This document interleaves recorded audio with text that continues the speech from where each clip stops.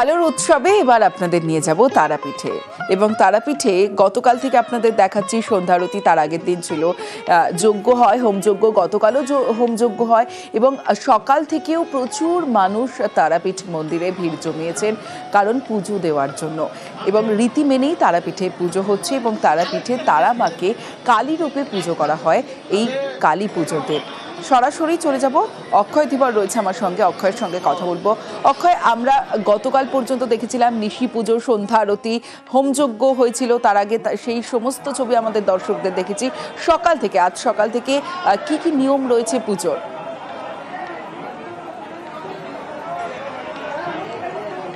দেখো, তো অবশ্যই তোমাকে জানিয়ে রাখি, আজকেও কালী পুজোর যে অমাবস্যা তিথি, সেই তিথি কিন্তু বিকেল পর্যন্ত থাকবে। সেই সুযোগে যারা পুণ্যার্থী গতকাল ভিড়ের জন্য পুজো দিতে পারেননি, তারা আজ সকাল থেকেই তারাপীঠ মন্দিরে আসছেন, মা তারা দর্শন করছেন।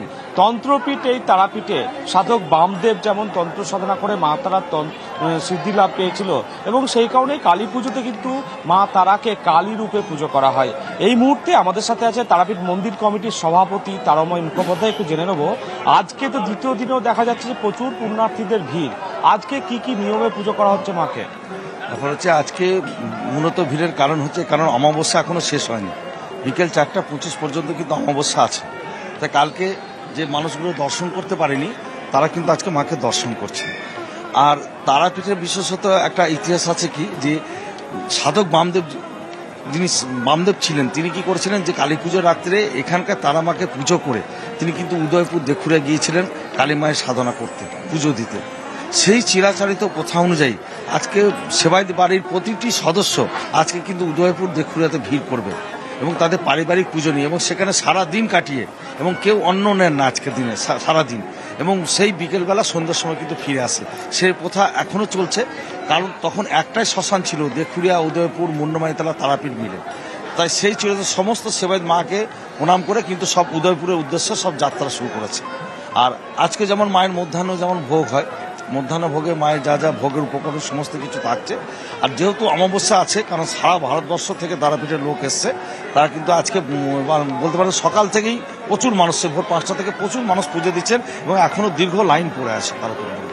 দেখো, যেমনটা আমরা কথা বললাম যে গতকাল যেমন পুণ্যার্থীদের ঢল নেমেছিল, আজকেও সকাল থেকে লক্ষ্য করা যাচ্ছে তারাপীঠ মন্দিরে পুণ্যার্থীদের ভিড় এবং বেলা বাড়ার সাথে সাথে যারা পুণ্যার্থী আসছেন তারা মা তারার এই যে কালী পুজোর শুভ লগ্নে প্রত্যেকেই দর্শন করে মা তারার পুজো দিচ্ছেন। একেবারেই তোমার মাধ্যমে আমরা আমাদের দর্শকদের সেই ছবি দেখাচ্ছি, কারণ বিভিন্ন জায়গার মানুষ তারাপীঠ মন্দিরে রয়েছেন এবং পুজো দেওয়ার লম্বা লাইন আজকেও, কারণ এখনো পর্যন্ত অমাবস্যা যেহেতু ছাড়েনি, তাই পুজো দিচ্ছেন মানুষজন, লম্বা লাইন চোখে পড়ছে।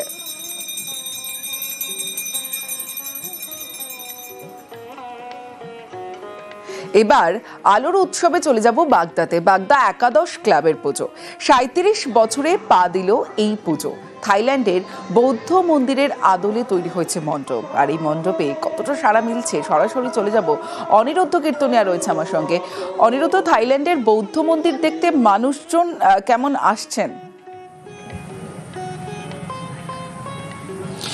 দেখো তমশ্রী, আমি এখন রয়েছি উত্তর 24 পরগনার বাগদা একাদশ ক্লাবের পূজা মণ্ডপে। এবছর তাদের থিম থাইল্যান্ডের বৌদ্ধ মন্দিরের আদলে তারা এই মণ্ডপ তৈরি করেছে এবং এই মণ্ডপে সুদৃশ্য মণ্ডপ পুরো ফুটিয়ে তোলা হয়েছে হোগলা পাতা দিয়ে, রীতিমতন হোগলা পাতা দিয়ে কাজ করা হয়েছে। এই সুদৃশ্য মণ্ডপ ফুটিয়ে তোলা হয়েছে এবং সাধারণ মানুষ প্রতিদিন এই মণ্ডপে ভিড় জমাচ্ছে। পুজোর আগের দিন থেকে রীতিমতন ভিড় জমছে। গতকাল রাতে ব্যাপক ভিড় ছিল এই মণ্ডপে এবং আজ সকাল থেকেও দেখা যাচ্ছে ধীরে ধীরে দর্শনার্থীরা আসছে, তারা মণ্ডপ দর্শন করছে।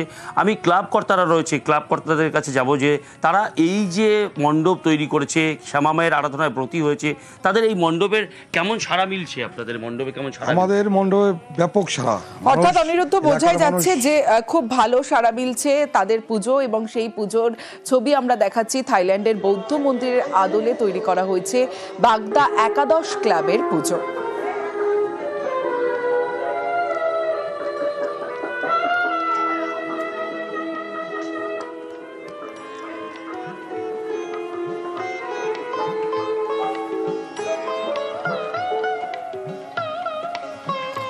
উত্তর 24 পরগনা থেকে চলুন ঘুরে আসি আলিপুরদুয়ারে। আলিপুরদুয়ার জাংশনে কালী বন্দনা। আর এই কালী বন্দনা কারা করেন? স্টেশনে যারা টিটি তারা এই কালী পুজোর আয়োজন করেন। এবারে তাদের পুজোর থিম স্বাধীনতা, আর সেই স্বাধীনতাই ফুটিয়ে তোলা হয়েছে। তার সঙ্গে সেই ছবি আপনাদের দেখাচ্ছি আলিপুরদুয়ার জংশনের কালী বন্দনা।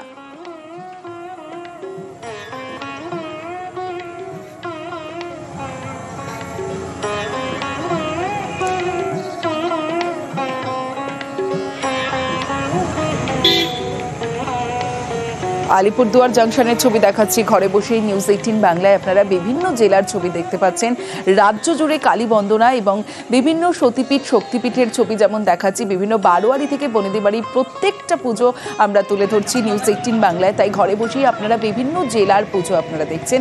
আলিপুরদুয়ারের ছবি দেখছেন জংশনে। আলিপুরদুয়ার জংশনের এই মুহূর্তের যে ছবি আপনাদের দেখাচ্ছি কালী বন্দনা স্টেশনে টিটিদের কালী পুজো, আর এবার পুজোর থিম স্বাধীনতা। সরাসরি চলে যাব, রাজকুমার রয়েছে আমার সঙ্গে। রাজকুমার, স্বাধীনতার মাধ্যমে ঠিক কি বার্তা দিতে চেয়েছেন তারা?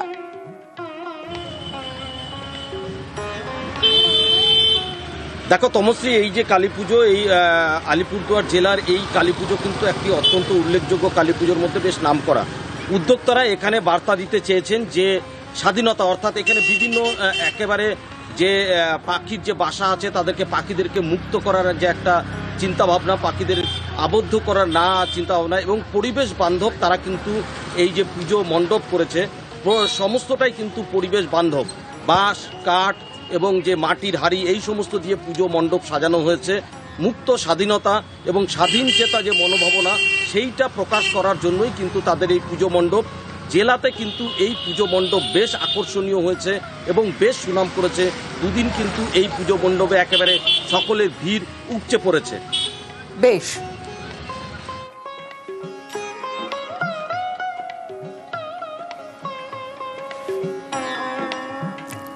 কালী পুজোর শক্তির আরাধনা, জেলায় জেলায় শক্তিপীঠে ভক্তদের ভিড়।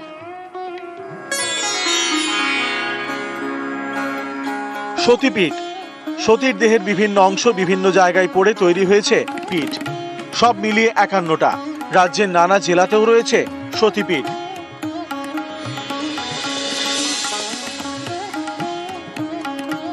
বীরভূমের নলহাটিতে নলাটেশ্বরী মন্দির। কথিত আছে এখানে সতীর কণ্ঠনালী পড়ে।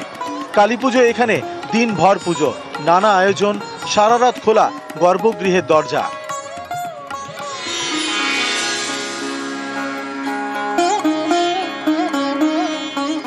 সতীর কোমরের একটা অংশ পড়েছিল কঙ্কালী তলায়, সেই থেকে এখানে সতীকে কঙ্কালী রূপে পুজো করা হয়। কালী পুজো তো একটা আছে, বিশেষ দিনে আসতে পেরে আরো ভালো লাগছে। ভিড় যতটা ভেবেছিলাম তুলনামূলক সকাল বলে হয়তো কম রয়েছে। এরকম জায়গায় আসাটা তো ইচ্ছা থাকে না কালী পুজোর দিন, এসে খুব ভালো লাগছে। পুজো দেওয়া হয়ে গেছে, খুব ভালো মতন পুজো দিয়েছি, দর্শন পেয়েছি।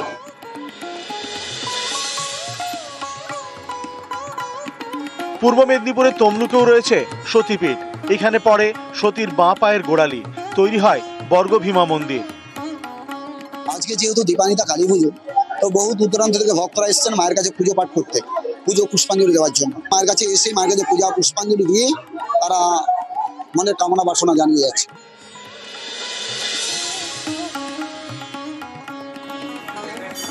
আসানসোলের কল্যাণেশ্বরী মন্দির।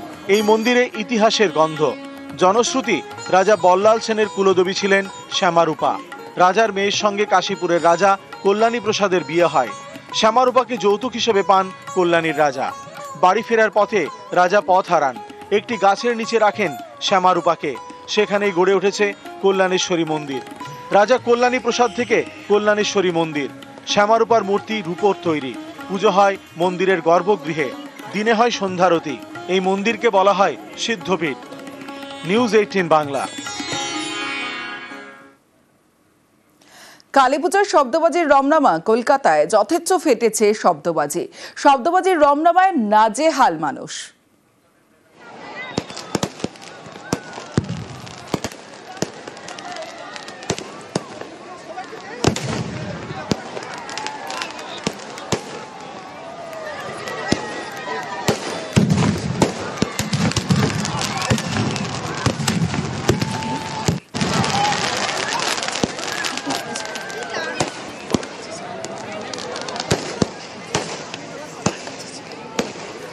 কাছে ছিল, ছিল আমার কাছে